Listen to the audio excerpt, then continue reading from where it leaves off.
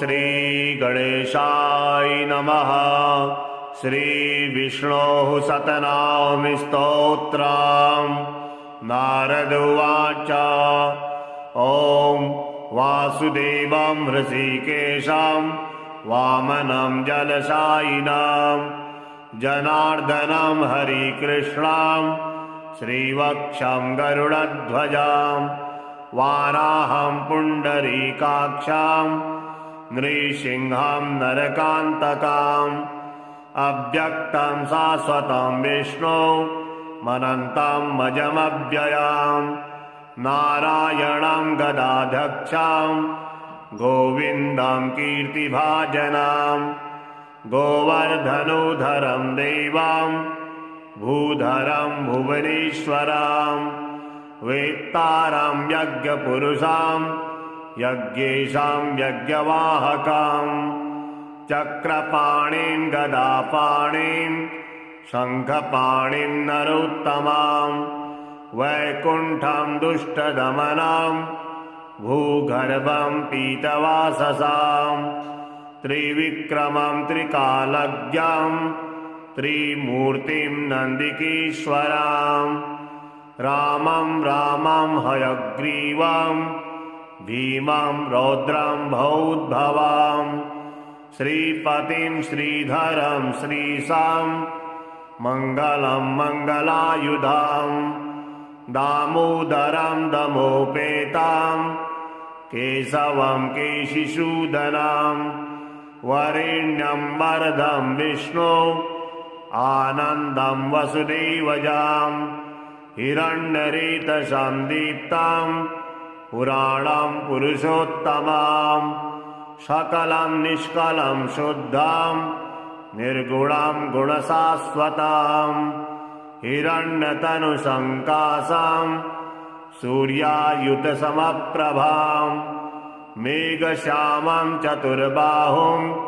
कुशलं कमलेक्षणं ज्योतिरूपमरूपं च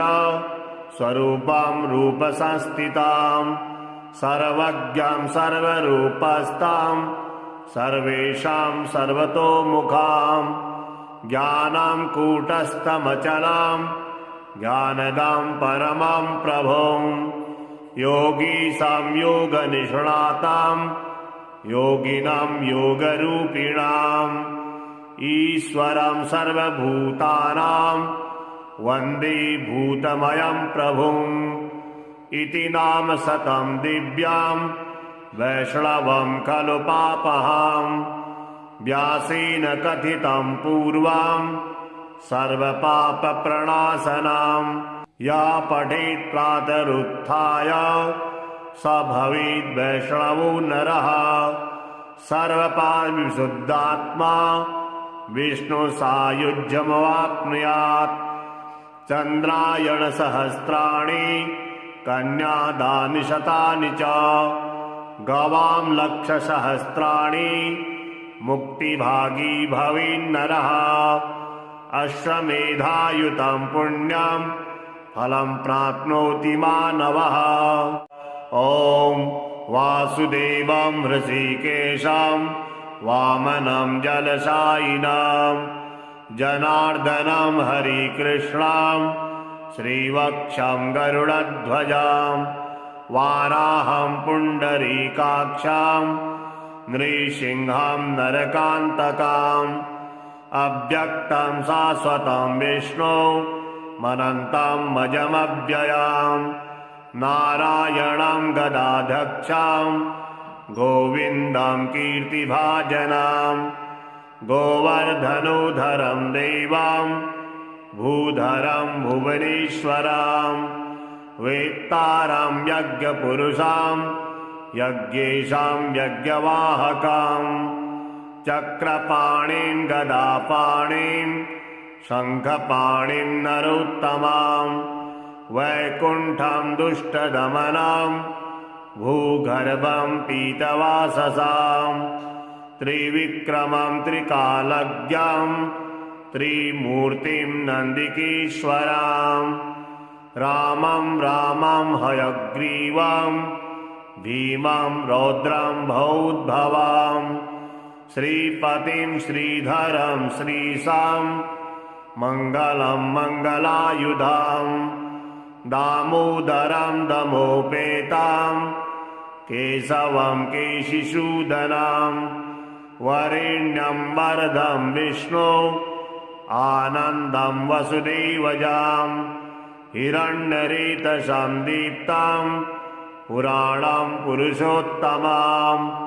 सकलं निष्कलं शुद्धां निर्गुणां गुणशाश्वतां हिरण्यतनुसङ्काशां सूर्यायुतसमप्रभां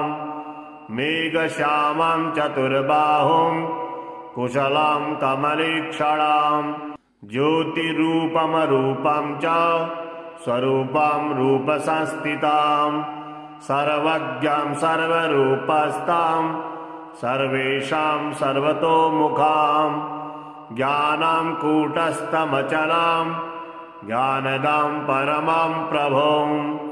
योगीशां योगनिष्णातां योगिनां योगरूपिणाम् ईश्वरं सर्वभूतानां वन्दे भूतमयं प्रभुम् इति नाम शतं दिव्यां वैष्णवं खलु पापहां व्यासेन कथितं पूर्वां सर्वपापप्रणाशनां या पठेत् प्रातरुत्थाय स भवेद् वैष्णवो नरः सर्वपापविशुद्धात्मा विष्णुसायुज्यमवाप्नुयात् चन्द्रायणसहस्राणि कन्यादानि शतानि च गवां लक्षसहस्राणि मुक्तिभागी भवेन्नरः अश्वमेधायुतं पुण्यं फलं प्राप्नोति मानवः ॐ वासुदेवं हृषीकेशं वामनं जलशायिनं जनार्दनं हरिकृष्णं श्रीवक्षं गरुडध्वजं वाराहं पुण्डरीकाक्षं नृसिंहं नरकान्तकम् अव्यक्तं शाश्वतं विष्णु मनन्तं मजमव्ययं नारायणं गदाध्यक्षं गोविन्दं कीर्तिभाजनं गोवर्धनोधरं देवं भूधरं भुवनेश्वरं वेत्तारं यज्ञपुरुषं यज्ञेशां यज्ञवाहकं चक्रपाणिं गदापाणिं शङ्खपाणिं नरोत्तमां वैकुण्ठं दुष्टदमनं भूगर्भं पीतवाससां त्रिविक्रमं त्रिकालज्ञं त्रिमूर्तिं नन्दिकेश्वरं रामं रामं हयग्रीवं भीमं रौद्रं भौद्भवं श्रीपतिं श्रीधरं श्रीशां मङ्गलं मङ्गलायुधां दामोदरं दमोपेतां केशवं केशिसूदनां वरेण्यं वरदं विष्णो आनन्दं वसुदेवजां हिरण्यरेतसां दीप्तां पुराणं पुरुषोत्तमां सकलं निष्कलं शुद्धां निर्गुणां गुणशाश्वतां हिरण्यतनुसङ्काशां सूर्यायुतसमप्रभां मेघश्यामं चतुर्बाहुं कुशलं कमलीक्षणां ज्योतिरूपमरूपं च स्वरूपं रूपसंस्थितां सर्वज्ञं सर्वरूपस्थां सर्वेषां सर्वतोमुखां ज्ञानां कूटस्थमचलां ज्ञानदां परमं प्रभुं योगीशां योगनिष्णातां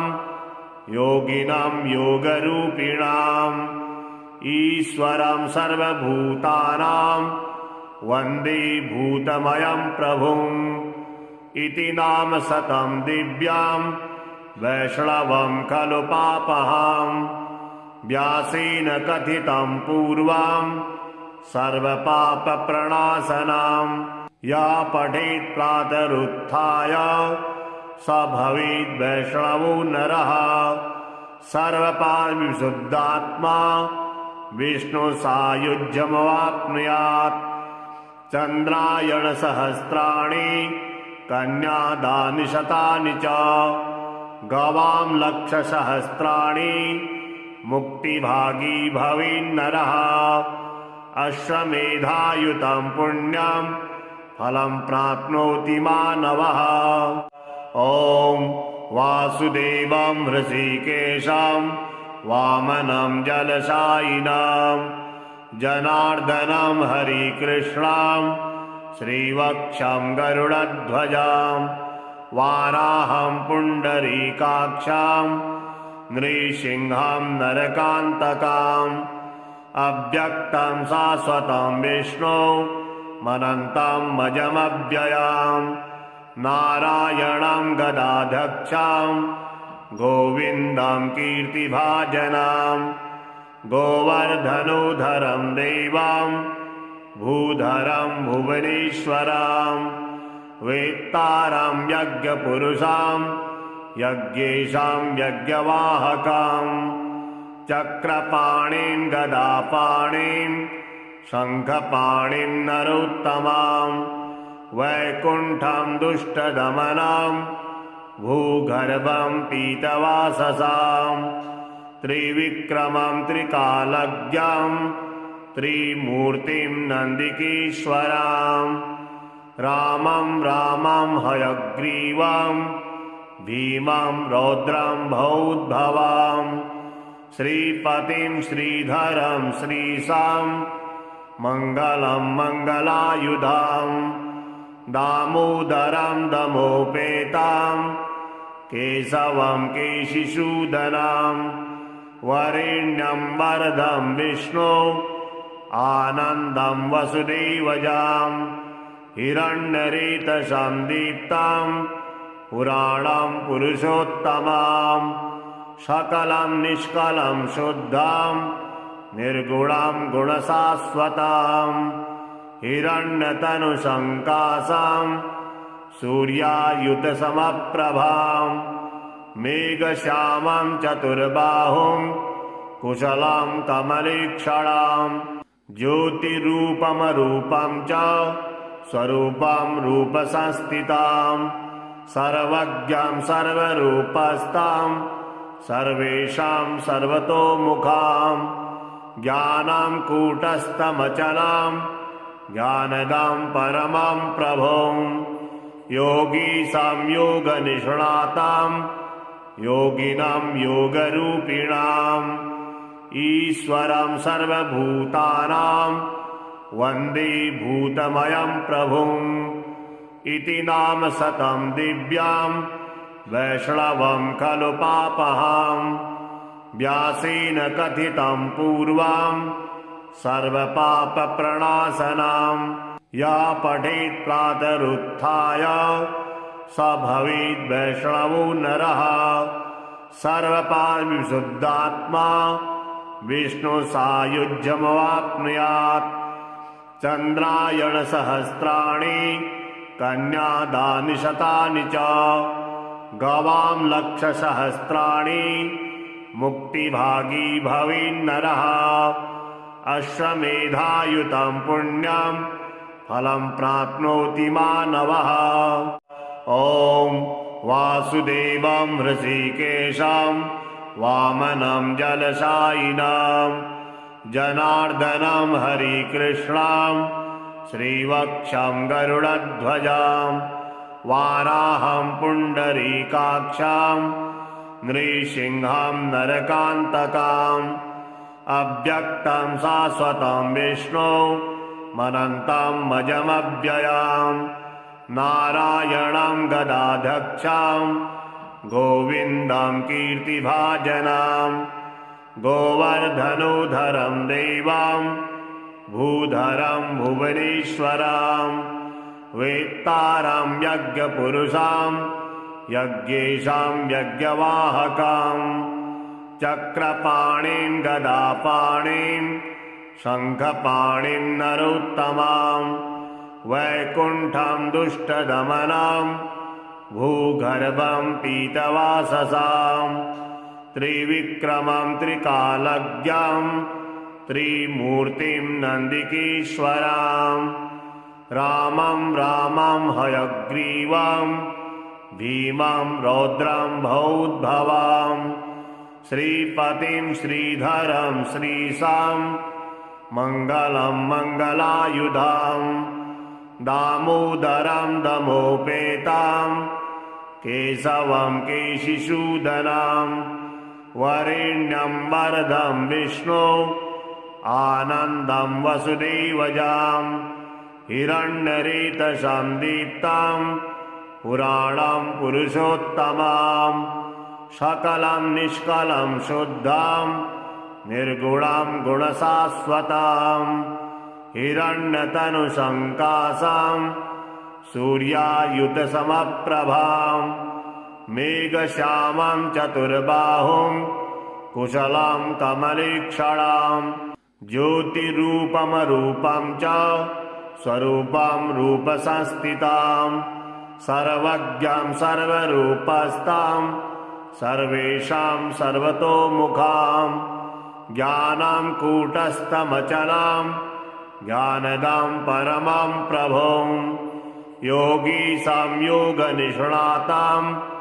योगिनां योगरूपिणाम् ईश्वरं सर्वभूतानां वन्दे भूतमयं प्रभुम् इति नाम शतं दिव्यां वैष्णवं खलु पापहां व्यासेन कथितं पूर्वां सर्वपापप्रणाशनां या पठेत् प्रातरुत्थाय स भवेद् वैष्णवो नरः सर्वपापविशुद्धात्मा विष्णुसायुज्यमवाप्नुयात् चन्द्रायणसहस्राणि कन्यादानि शतानि च गवां लक्षसहस्राणि मुक्तिभागी भवेन्नरः अश्वमेधायुतं पुण्यं फलं प्राप्नोति मानवः ॐ वासुदेवं हृषीकेशं वामनं जलशायिनं जनार्दनं हरिकृष्णं श्रीवक्षं गरुडध्वजां वाराहं पुण्डरीकाक्षं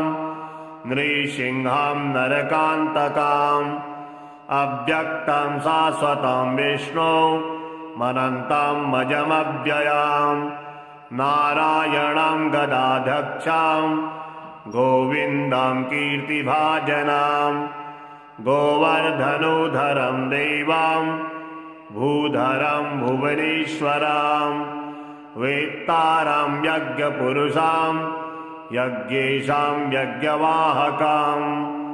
चक्रपाणिं गदापाणिं शङ्खपाणिं नरोत्तमां वैकुण्ठं दुष्टदमनं भूगर्भं पीतवाससां त्रिविक्रमं त्रिकालज्ञं त्रिमूर्तिं नन्दिकेश्वरां रामं हयग्रीवं भीमं रौद्रं भौद्भवां श्रीपतिं श्रीधरं श्रीशां मङ्गलं मङ्गलायुधां दामोदरं दमोपेतां केशवं केशिसूदनां वरेण्यं वरदं विष्णो आनन्दं वसुदेवजां हिरण्यरेतसां दीप्तां पुराणं पुरुषोत्तमां सकलं निष्कलं शुद्धां निर्गुणां गुणशाश्वतां हिरण्यतनुसङ्कासां सूर्यायुतसमप्रभां मेघश्यामं चतुर्बाहुं कुशलं कमलेक्षणां ज्योतिरूपमरूपं च स्वरूपं रूपसंस्थितां सर्वज्ञां सर्वरूपस्थां सर्वेषां सर्वतोमुखां ज्ञानं कूटस्थमचलं ज्ञानदां परमं प्रभुं योगी संयोगनिष्णातां योगिनां योगरूपिणाम् ईश्वरं सर्वभूतानां वन्दे भूतमयं प्रभुम् इति नाम शतं दिव्यां वैष्णवं खलु पापहं व्यासेन कथितं पूर्वं सर्वपापप्रणाशनं या पठेत् प्रातरुत्थाय स भवेद् वैष्णवो नरः सर्वपापविशुद्धात्मा विष्णुसायुज्यमवाप्नुयात् चन्द्रायणसहस्राणि कन्यादानि शतानि च गवां लक्षसहस्राणि मुक्तिभागी भवेन्नरः अश्वमेधायुतं पुण्यं फलं प्राप्नोति मानवः ॐ वासुदेवं हृषीकेशं वामनं जलशायिनं जनार्दनं हरिकृष्णं श्रीवक्षं गरुडध्वजं वाराहं पुण्डरीकाक्षं नृसिंहं नरकान्तकम् अव्यक्तं शाश्वतं विष्णु मनन्तं मजमव्ययम् नारायणं गदाध्यक्षं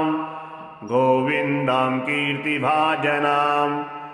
गोवर्धनोधरं देवं भूधरं भुवनेश्वरं वेत्तारं यज्ञपुरुषं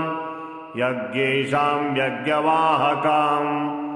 चक्रपाणिं गदापाणिं शङ्खपाणिं नरोत्तमं वैकुण्ठं दुष्टदमनं भूगर्भं पीतवाससां त्रिविक्रमं त्रिकालज्ञं त्रिमूर्तिं नन्दिकेश्वरं रामं हयग्रीवं भीमं रौद्रं भौद्भवं श्रीपतिं श्रीधरं श्रीशां मङ्गलं मङ्गलायुधम् दामोदरं दमोपेतं केशवं केशिसूदनं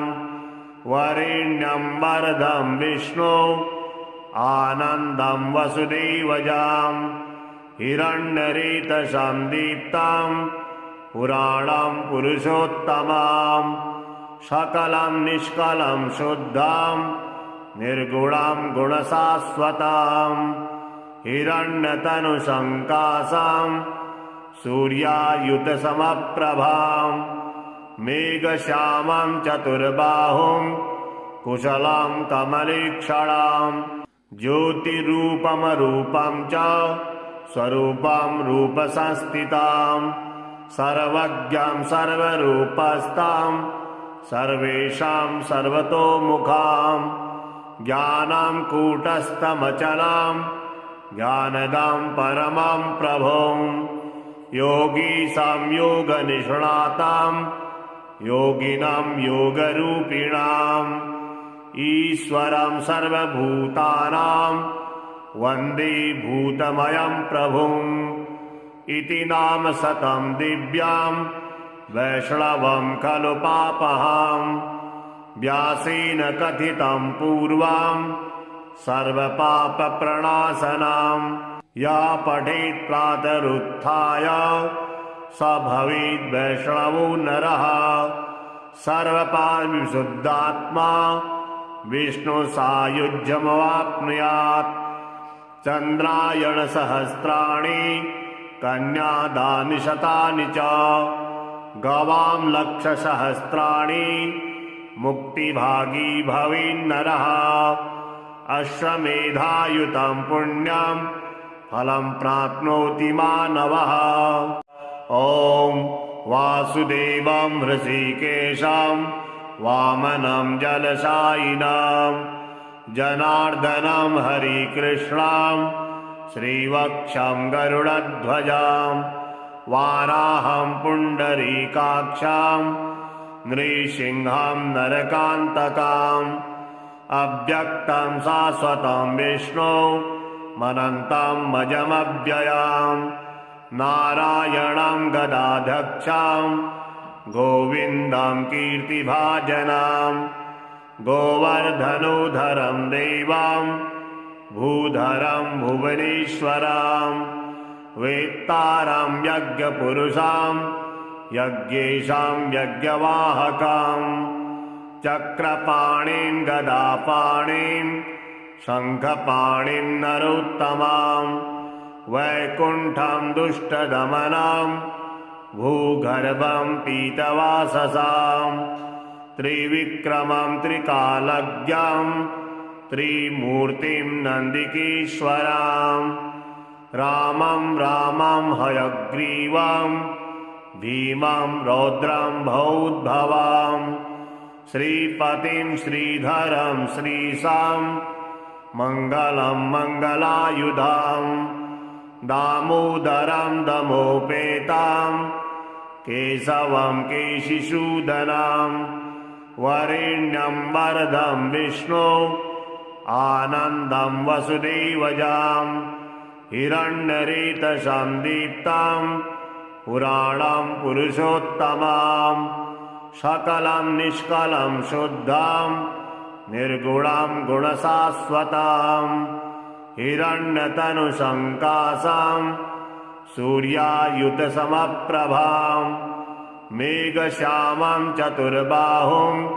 कुशलं कमलेक्षणं ज्योतिरूपमरूपं च स्वरूपं रूपसंस्थितं सर्वज्ञं सर्वरूपस्थं सर्वेषां सर्वतोमुखं ज्ञानं कूटस्थमचलं ज्ञानदं परमं प्रभुं योगी संयोगनिष्णातं योगिनं योगरूपिणाम् ईश्वरं सर्वभूतानां वन्दे भूतमयं प्रभुम् इति नाम शतं दिव्यां वैष्णवं खलु पापहं व्यासेन कथितं पूर्वं सर्वपापप्रणाशनं या पठेत् प्रातरुत्थाय स भवेद् वैष्णवो नरः सर्वपापविशुद्धात्मा विष्णुसायुज्यमवाप्नुयात् चन्द्रायणसहस्राणि कन्यादानि शतानि च गवां लक्षसहस्राणि मुक्तिभागी भवेन्नरः अश्वमेधायुतं पुण्यं फलं प्राप्नोति मानवः ॐ वासुदेवं हृषीकेशं वामनं जलशायिनं जनार्दनं हरिकृष्णं श्रीवक्षं गरुडध्वजं वाराहं पुण्डरीकाक्षं नृसिंहं नरकान्तकम् अव्यक्तं शाश्वतं विष्णो मनन्तं मजमव्ययां नारायणं गदाध्यक्षं गोविन्दं कीर्तिभाजनं गोवर्धनोधरं देवं भूधरं भुवनेश्वरं वेत्तारं यज्ञपुरुषं यज्ञेशं यज्ञवाहकं चक्रपाणिं गदापाणिं शङ्खपाणिं नरोत्तमं वैकुण्ठं दुष्टदमनं भूगर्भं पीतवाससां त्रिविक्रमं त्रिकालज्ञं त्रिमूर्तिं नन्दिकेश्वरं रामं रामं हयग्रीवं भीमं रौद्रं भौद्भवं श्रीपतिं श्रीधरं श्रीशां मङ्गलं मङ्गलायुधं दामोदरं दमोपेतं केशवं केशिसूदनं वरेण्यं वरदं विष्णो आनन्दं वसुदेवजां हिरण्यरेतसं दीप्तं पुराणं पुरुषोत्तमं सकलं निष्कलं शुद्धं निर्गुणां गुणशाश्वतां हिरण्यतनुशङ्कासां सूर्यायुतसमप्रभां मेघश्यामां चतुर्बाहुं कुशलां कमलीक्षणां ज्योतिरूपमरूपं च स्वरूपां रूपसंस्थितां सर्वज्ञां सर्वरूपस्तां सर्वेषां सर्वतोमुखां ज्ञानां कूटस्थमचलां ज्ञानदां परमां प्रभुं योगी संयोगनिष्णातां योगिनां योगरूपिणाम् ईश्वरं सर्वभूतानां वन्दे भूतमयं प्रभुम् इति नाम शतं दिव्यां वैष्णवं खलु पापहां व्यासेन कथितं पूर्वां सर्वपापप्रणाशनां या पठेत् प्रातरुत्थाय स भवेद् वैष्णवो नरः सर्वपापविशुद्धात्मा विष्णुसायुज्यमवाप्नुयात् चन्द्रायणसहस्राणि कन्यादानि शतानि च गवां लक्षसहस्राणि मुक्तिभागी भवेन्नरः अश्वमेधायुतं पुण्यं फलं प्राप्नोति मानवः ॐ वासुदेवं हृषीकेशं वामनं जलशायिनं जनार्दनं हरिकृष्णं श्रीवक्षं गरुडध्वजं वाराहं पुण्डरीकाक्षं नृसिंहं नरकान्तकम् अव्यक्तं शाश्वतं विष्णु मनन्तं मजमव्ययं नारायणं गदाध्यक्षं गोविन्दं कीर्तिभाजनं गोवर्धनोधरं देवं भूधरं भुवनेश्वरं वेत्तारं यज्ञपुरुषं यज्ञेशं यज्ञवाहकं चक्रपाणिं गदापाणिं शङ्खपाणिं नरोत्तमं वैकुण्ठं दुष्टदमनं भूगर्भं पीतवाससां त्रिविक्रमं त्रिकालज्ञं त्रिमूर्तिं नन्दिकेश्वरं रामं हयग्रीवं भीमं रौद्रं भौद्भवं श्रीपतिं श्रीधरं श्रीशां मङ्गलं मङ्गलायुधं दामोदरं दमोपेतं केशवं केशिसूदनं वरेण्यं वरदं विष्णु आनन्दं वसुदेवजां हिरण्यरेतसं दीप्तं पुराणं पुरुषोत्तमं सकलं निष्कलं शुद्धं निर्गुणं गुणशाश्वतं हिरण्यतनुशङ्कासां सूर्यायुतसमप्रभां मेघश्यामं चतुर्बाहुं कुशलं कमलीक्षणां